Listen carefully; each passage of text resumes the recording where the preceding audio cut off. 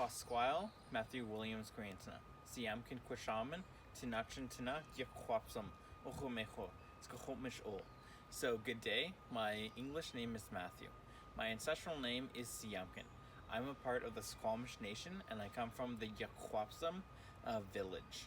What we'll be talking about today is how the rivers are really important to the Squamish Nation. So obviously salmon come from our rivers, which is one of our main food resources, but it was also our main source of transportation. I learned at a very young age from my grandmother and grandfather how to fish. We would constantly go up to the Lillooet territory and to the Fraser River to catch salmon and prepare it for the rest of the year. And so I learned at a very young age how to fish. We mainly used nets or dip nets on the river. And I live close to a river, and so I would sometimes go out and use a fishing rod when I was younger.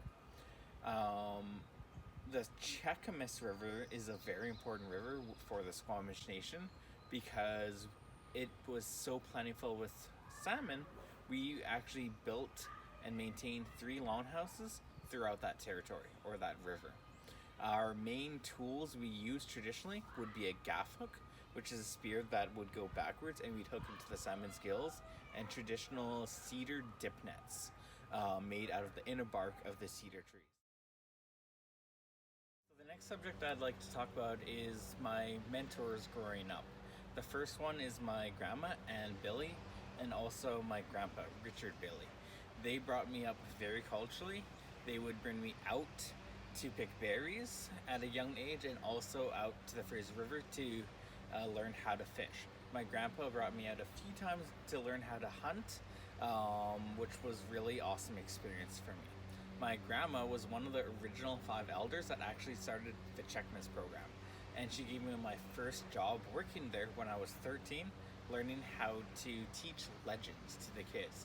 She was really important on helping me talk to groups because I was a very shy person growing up.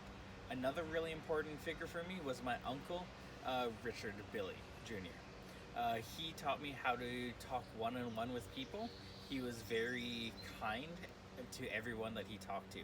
He was also the one that introduced me to woodworking and how to carve, which was a really awesome experience for me. So another really amazing thing my grandma and my entire family taught me how to do is how to properly harvest cedar bark from the trees. At a young age, I wasn't sure, but once a year we'd always go out into the forest, harvest cedar bark, learn how to properly peel it, and put it away, which was also a really amazing experience for me at a young age to learn.